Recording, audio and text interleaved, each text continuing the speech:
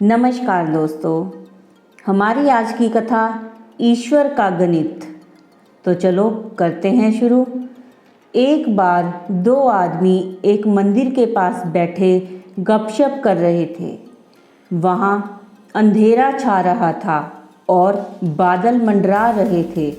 थोड़ी देर में वहाँ एक आदमी आया और वो भी उन दोनों के साथ बैठकर गपशप करने लगा।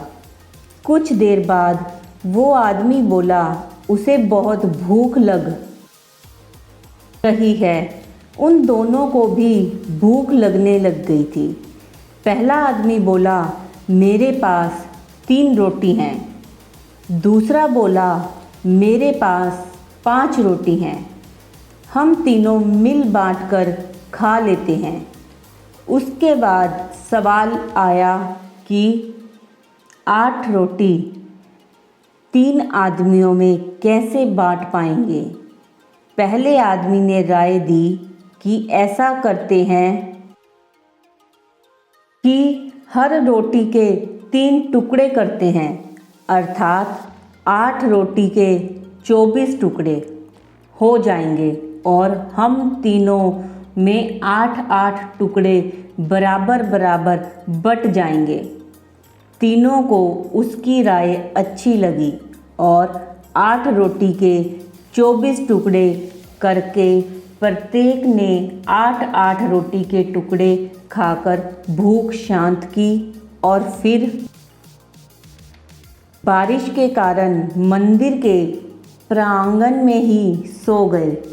सुबह उठने पर तीसरे आदमी ने उनके उपकार के लिए दोनों को धन्यवाद दिया और प्रेम से 8 रोटी के टुकड़े के बदले दोनों को उपहार स्वरूप 8 सोने की गिन्नी देकर अपने घर की ओर चला गया। उसके जाने के बाद दूसरे आदमी ने पहले आदमी से कहा, हम दोनों 4-4 गिन्नी बांट लेते हैं। पहला आदमी बोला, नहीं, मेरी 3 रोटी थी और तुम्हारी 5 रोटी थी, अतः मैं 3 गिन्नी लूँगा, तुम्हें 5 गिन्नी रखनी होगी। इस पर दोनों में बहस होने लगी। इसके बाद वे दोनों समाधान के लिए मंदिर के पुजारी के पास गए और उन्हें समस्या बताई तथा समाधान के लिए प्रार्थना की। पुजारी भी असमंजस में पड़ गया। दोनों दूसरे को ज़्यादा देने के लिए लड़ रहे हैं। पुजारी ने कहा, तुम लोग ये 8 गिन्नियाँ मेरे पास छोड़ जाओ और मुझे सोचने का समय दो। मैं कल सवेरे जवाब दे पाऊँगा। पुजारी को दिल में वैसे तो दूसरे आदमी की 3-5 की बात ठीक लग रही थी, पर फिर भी वह गहराई से सोचते सोचते गहरी नींद में सो गया।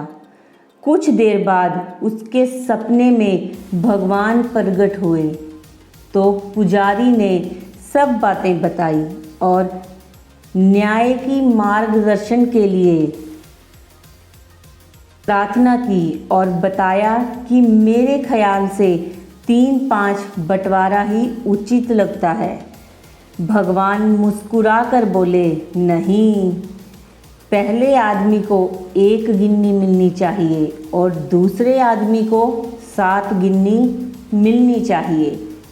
भगवान की बात सुनकर पुजारी अचंभित हो गया और अचरज से पूछा, प्रभु, ऐसा कैसे?